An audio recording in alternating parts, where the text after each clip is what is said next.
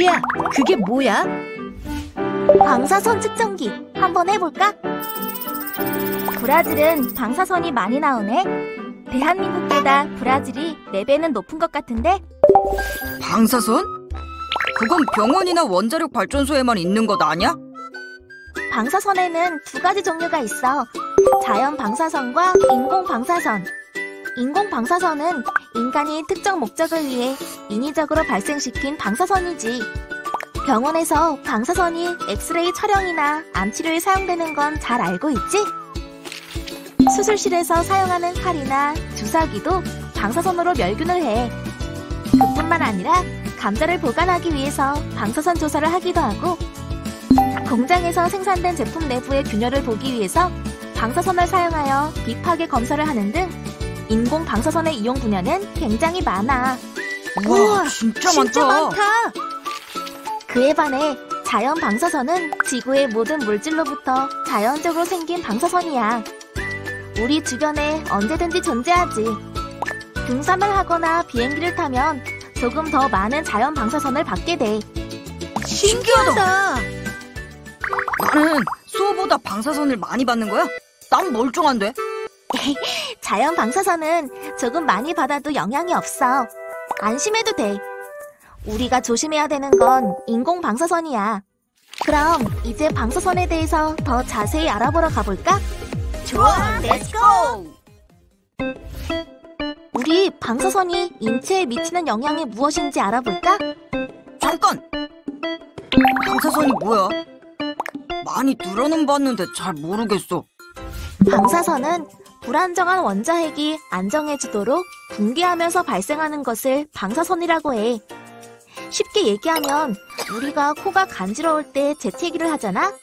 그것처럼 원자핵이 불안정하고 간질간질할 때 재채기를 하는 게 방사선이라고 생각하면 돼. 쉽지? 이러한 원자핵이 하는 재채기는 무거운 것이 나가는 알파, 전자가 나가는 베타, 빛이 나가는 감마와 같이 여러 가지 종류가 있어. 이러한 방사선은 눈에 안 보여. 하지만 우리 주변에 늘 존재하지. 심지어 우리 몸에서도 방사선이 나오고 있어. 정말? 우리 몸에서도? 응. 사람의 몸에서는 1초에 7,000개의 방사선이 계속 나온대. 과도하게 많은 방사선을 받으면 위험한 건 맞아. 흔히 방사선을 많이 받으면 암에 걸린다고 알고 있지? 방사선을 받는 양과 부위에 따라 다양한 영향이 있을 수 있어. 전신에 1000mS의 피폭을 받으면 구토, 권태감, 피로 등을 느끼게 되고, 피부에 5000mS의 피폭을 받게 되면 피부가 붉어져. 심지어 전신에 7000mS의 피폭을 받게 되면 골수 파괴와 내장 조직의 손상으로 사망에 이를 수도 있어. 죽는다고? 우리나라는 일반인의 인공 방사선 연간 선량 한도는 1mS로 정해져 있어. 직업으로 방사선을 취급하는 방사선 작업 종사자는 연간 50mS, 5년간 100mS의 피폭만 받을 수 있어. 그래도 방사선을 줄이는 방법은 없을까? 외부에서 들어오는 방사선을 줄이는 방법에는 무엇이 있을까?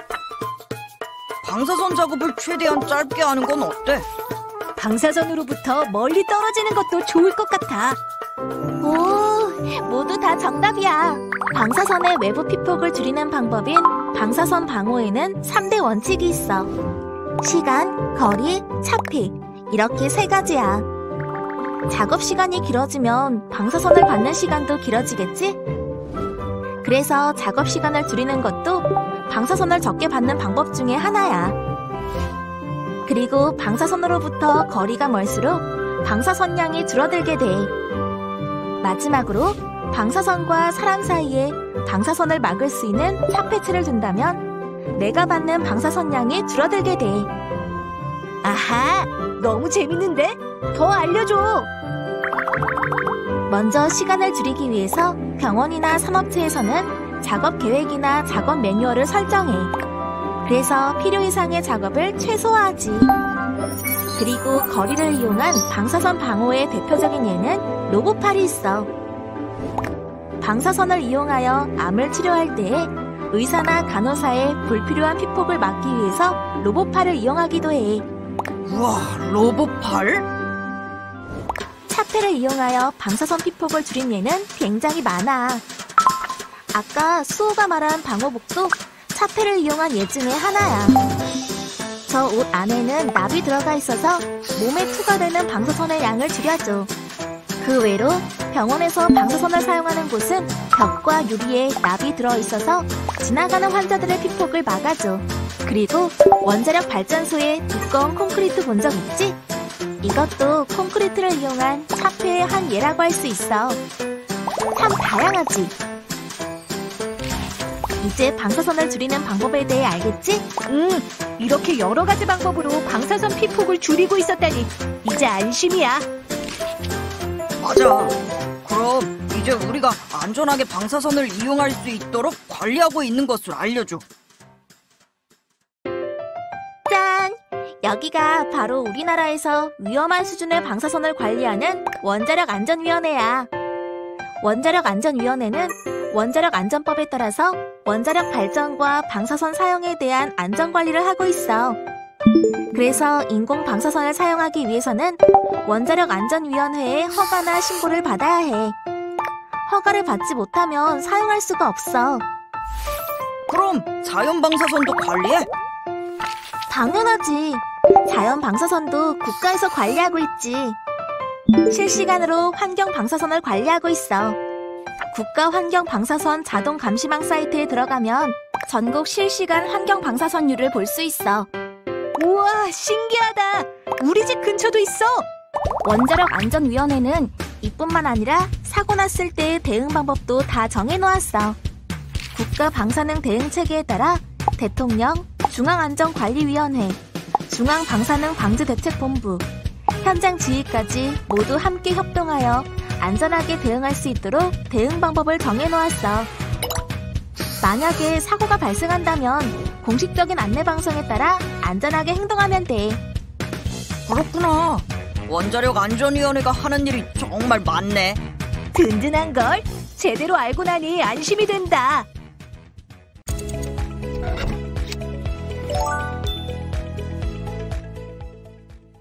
이번 시간에는 병원에서 쓰이는 방사선에 대해 알아보도록 하겠습니다. 의료 방사선이란 진단 또는 치료를 목적으로 방사선 발생 장치나 방사성 동위원소를 사용할 때 이용되는 방사선을 말합니다. 의료 방사선은 영상의학과, 핵의학과, 방사선 종양학과로 나눕니다. 영상의학과에서는 일반 X선 촬영, CT 촬영을 합니다. MRI와 초음파는 방사선과는 상관없는 진단 장치입니다. 일반 X선 촬영은 방사선 검사 중 가장 기본적인 검사이며 방사선 발생 장치를 이용하여 머리부터 발끝까지 모든 부위를 방사선이 투과해 영상화하여 인체의 해부학적 구조로 우리 몸을 진단합니다. 성인이 가장 많이 촬영하는 흉부 X선 촬영은 방사선량 약 0.4mSv 정도 피폭받습니다. X선 촬영 장치 중에는 병동이나 중환자실, 응급실에서 움직이기 불편한 환자들을 위한 이동형 방사선 촬영 장치도 있습니다. CT 촬영은 원통형의 X선 발생 장치가 사람을 중심으로 돌아가며 인체의 단면 영상을 촬영하는 장치입니다. 흉부 CT 촬영 시 성인의 경우 방사선량이 약 10mSv 이내입니다. 자기공명 영상이라고 불리는 MRI는 자석을 이용하기 때문에 방사선이 방출되지 않아 방사선 피폭이 없습니다. 초음파 장비도 초음파를 이용해 인체의 조직을 영상화하여 진단하는 장치이기 때문에 방사선 피폭과는 상관없습니다. 핵의학과는 우리 몸에 방사성 동위원소를 투여하여 그 분포를 영상화하고 질병을 진단하며 질병이 있는 부위에는 방사성 의약품을 투여하여 질병을 치료하는 과입니다. 방사선을 방출하는 동위원소를 방사성 동위원소라고 하는데 인체 내부 장기의 이상 및 질병을 진단 및 치료합니다. 단일 광자 단층 촬영은 방사성 의약품과 소량의 방사성 동위원소를 결합하여 인체에 주사한 후 인체 내부의 방사성 동위원소에서 방출되는 방사선을 이용하여 촬영하는 장비입니다. 양전자 방출 전산화 단층 촬영은 양전자를 방출하는 방사선 동위원소를 인체에 주사하여 질병을 진단하는 검사 방법입니다. 이는 암 진단에 많이 이용되는 검사 장비로 1회 촬영 시 방사선 양이 약 10mSv 정도입니다. 방사선 종양학과는 주로 종양세포를 전리 방사선에 이용하여 치료하는 과입니다. 방사선 치료에 이용되는 높은 양의 방사선은 우리 몸을 투과하여 방사선 피폭으로 암세포를 죽입니다. 선형 가속기도 주로 암을 치료하는 데 사용합니다. 양성자 치료기는 방사선으로 암세포를 집중적으로 조사하여 치료하는 장치입니다. 근접 치료기는 밀봉된 방사성 동위원소를 종양에 접근시켜 치료하는 장치입니다. 고주파 온열 치료기는 전리 방사선을 이용하지 않고 인체에 고주파를 통과시켜 고온의 열을 발생시켜 암세포를 치료하는 장비입니다. 이렇게 의료 방사선은 우리의 인체의 아픈 곳을 찾아주기도 하고 암을 치료하기도 해서 소중한 생명을 연장시켜주는데 이롭게 사용되고 있습니다. 마지막으로 질의응답을 통해 의료 방사선의 궁금증을 해결해볼까요? Q1. 의료 방사선에 사용되는 방사선 피폭을 관리하는 목적은 무엇인가요? 질병의 진단과 치료 효과는 최대로 하고 방사선 피폭으로 인한 위험은 최소화하는 데 있습니다. Q2. 의료 방사선은 인체에 위험하지 않나요? 영상의학과와 핵의학과에서 사용되는 방사선은 생명에 큰 건강상 이익을 주지만 인간이 감지하지 못할 약간의 위험이 있을 수는 있습니다만 워낙 이익이 크기 때문에 질병 진단과 치료 목적에 더 중요성을 둡니다. Q3. 의료 방사선에 사용되는 방사선을 너무 적게 사용하면 어떻게 되나요? 진단에 사용되는 방사선은 인체에 거의 나쁜 영향이 없다고 생각하시면 되고요.